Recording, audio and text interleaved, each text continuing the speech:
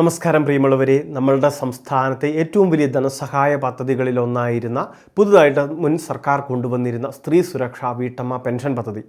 ഈ ധനസഹായത്തിൽ ഏപ്രിൽ മാസം ഇലക്ഷൻ പശ്ചാത്തലങ്ങളിലും എന്നാൽ മെയ് മാസം പ്രത്യേക അറിയിപ്പുകൾ കൂടാതെയും 2 ഗഡുക്കളാണ് നമുക്ക് മുടങ്ങിയിട്ടുള്ളത്.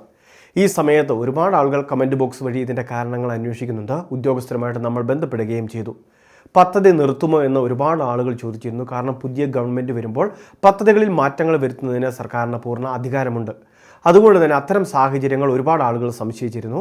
എന്നാൽ സർക്കാർ ഉദ്യോഗസ്ഥരുടെ ഭാഗത്തു നിന്നും നിലവിൽ വരുന്ന സൂചനകൾ 16 ലക്ഷത്തോളം വീട്ടമ്മമാർ, സ്ത്രീ ഗുണഭോക്താക്കൾ ഈ പദ്ധതിക്ക് വേണ്ടി ഓൺലൈൻ സർവീസ് സെൻ്ററുകൾ കയറി ഇറങ്ങി അപേക്ഷകൾ സമർപ്പിച്ചവരാണ്. അതുമാത്രമല്ല, നീണ്ട നാളത്തെ കാത്തിരിപ്പിന് ശേഷമാണ് അപേക്ഷ അപ്രൂവ് ആയത്. നിലവിൽ പദ്ധതി ഒക്ടോബർ മാസമൊക്കെ പ്രഖ്യാപിച്ചിരുന്നുവെങ്കിലും നവംബർ, ഡിസംബർ എല്ലാം പിന്നിട്ട് ജനുവരി മാസം ഒക്കെ ആയപ്പോഴാണ് അപേക്ഷകൾ തുടങ്ങിയത്. അതിനുശേഷം ഇത് അപ്രൂവ് ആകുന്നതിനും കാലതാമസമെടുത്തു.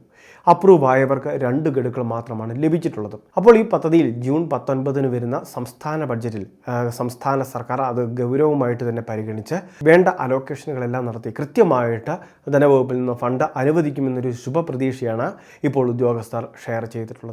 അതുകൊണ്ട് തന്നെ നമുക്ക് ഈ പദ്ധതി നിലയ്ക്കുന്ന സാഹചര്യം ഉണ്ടാവുന്നില്ല. വീട്ടമ്മമാരെ സംബന്ധിച്ചിടത്തോളം 35-ാം വയസ്സിൽ ഈ പദ്ധതിയിലേക്ക് ചേരാൻ സാധിക്കും. അതുമാത്രമല്ല, 60 വയസ്സ് വരെ നമുക്ക് ഈ ആനുകൂല്യം ലഭിക്കുകയും ചെയ്യും. 60-ന് ശേഷം സർക്കാർ നൽകുന്ന മറ്റ് പെൻഷൻ പദ്ധതികളിലേക്ക് അപേക്ഷ വെച്ച് മാറുന്നതിനും അവസരമുണ്ട്. കാരണം 60 വയസ്സ് വരെ മാത്രമാണ് ഈ പദ്ധതിയുടെ സഹായം ലഭിക്കുക. ഇത് BPL, AB റേഷൻ കാർഡുകൾക്ക് ലഭിക്കുന്ന സഹായമായിരുന്നു. 30 ലക്ഷത്തോളം പേരെ ഉദ്ദേശിച്ചുള്ള ഈ പദ്ധതിയിൽ 18 ലക്ഷത്തോളം പേരാണ് നിലവിൽ അപേക്ഷകൾ സമർപ്പിച്ചിട്ടുള്ളത്. അപ്പോൾ പദ്ധതിയുടെ ഭാഗമായിട്ടുള്ള സ്ത്രീ ഗുണഭോക്താക്കൾ ഈ കാര്യങ്ങൾ ശ്രദ്ധിക്കുക. ഇനി അത് മാത്രമല്ല, നമുക്ക് കുടിശ്ശിക വന്നിട്ടുള്ള ധനസഹായം, അതായത് ഏപ്രിൽ മാസത്തെയും മെയ് മാസത്തെയും കുടിശ്ശികയാണ്.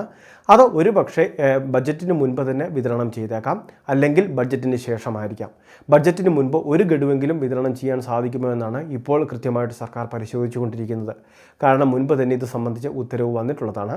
അതുകൊണ്ട് നിയമ തടസ്സങ്ങൾ ഉണ്ടാവില്ല എന്നാണ് നിലവിൽ ഉദ്യോഗസ്ഥർ നൽകുന്ന വിശദീകരണം. ഇനി അത് മാത്രമല്ല, ഈ സ്ത്രീ സുരക്ഷാ പദ്ധതിയിൽ ഒരുപാട് APL വിഭാഗത്തിലെ ഗുണഭോക്താക്കളെ കൂടി പ്രവേശിപ്പിക്കണമെന്ന്, അതായത് അവർക്കും കൂടി അപേക്ഷ വെക്കാൻ സാധിക്കുന്ന രീതിയിൽ പദ്ധതിയുടെ മാനദണ്ഡങ്ങളിൽ മാറ്റം വരുത്തണമെന്നൊക്കെയുള്ള നിർദ്ദേശങ്ങൾ വന്നിട്ടുണ്ട്.